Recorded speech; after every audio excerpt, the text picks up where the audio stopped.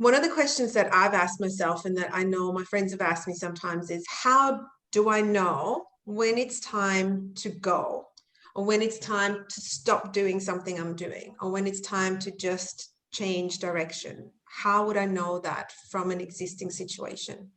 Yeah, this is a good one. Again, you will start to feel that sort of things are not right. Do you know when you get that feeling where you're just feeling a bit, Like unhappy? yeah, and tumultuous inside? Like sometimes you can't even put your finger on it, but you're just like, I'm just not feeling good. And if you start to pay attention, you'll start to notice what situations you're in when that feeling is being stirred. You know, emotion is like a wave that passes through us. It's not who we are, but it shows us that something is changing. You know, something's changed and we're feeling something different. So it's a bit of an alert to go pay attention. What's happening here?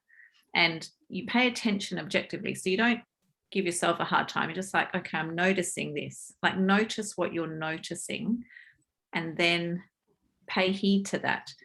You know, I was in a long-term relationship and I was ignoring the little messages I was getting to speak up.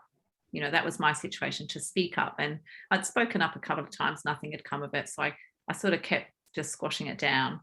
Eventually, I lost 10 kilo and I started having panic attacks. Now, I didn't tell anyone about the panic attacks. You know, I just, again, tried to ignore them. But the weight loss was pretty obvious. I thought, oh, you know, it's clear that I need to speak up and something needs to change because I'm not listening. I wasn't listening to that inner guidance system. So you don't have to wait until that stage.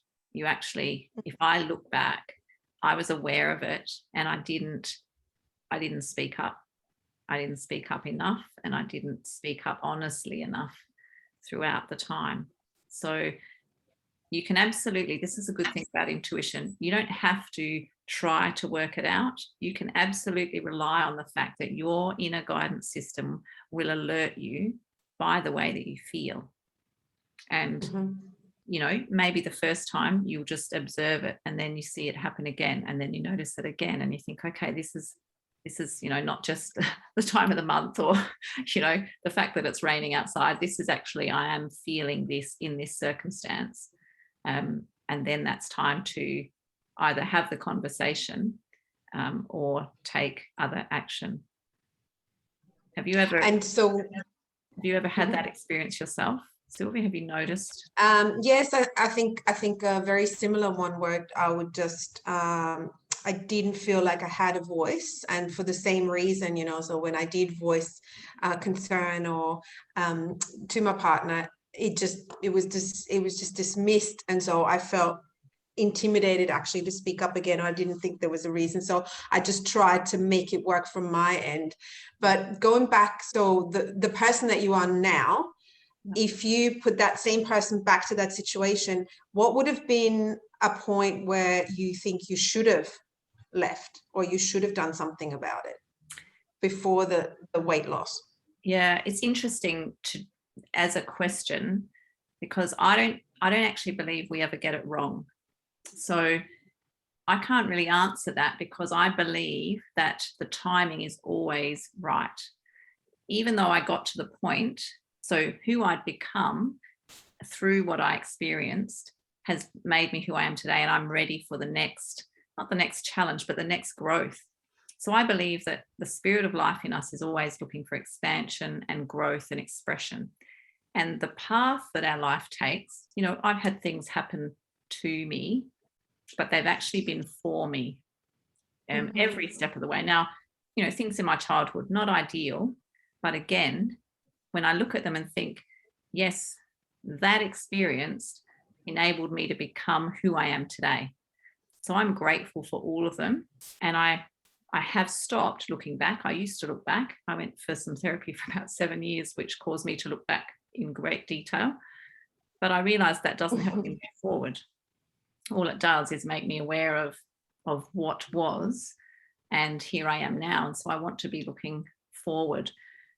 So from my experience, I do know that now when I hear that voice, I recognize it. And I recognize that, oh, now is the time to do something. That's not always well received, I might add, by the people involved, but that's okay. And it's okay because, do you think the fact that we pay attention to how that's received is still like a people-pleasing paradigm inside of us, where we're worried about, or we're needing that validation, whereas, you know, if we're just true to ourselves, the validation comes within from ourselves. Absolutely. You know, on our retreat, the beautiful retreat, the Be You to the Full, we talk about that ad nauseum, like being who you are, being led by yourself is so important. And the person involved in the relationship, they're on their own journey too. And it's not our responsibility to make them happy. It's our responsibility to be fully who we are and allow them to be fully who they are.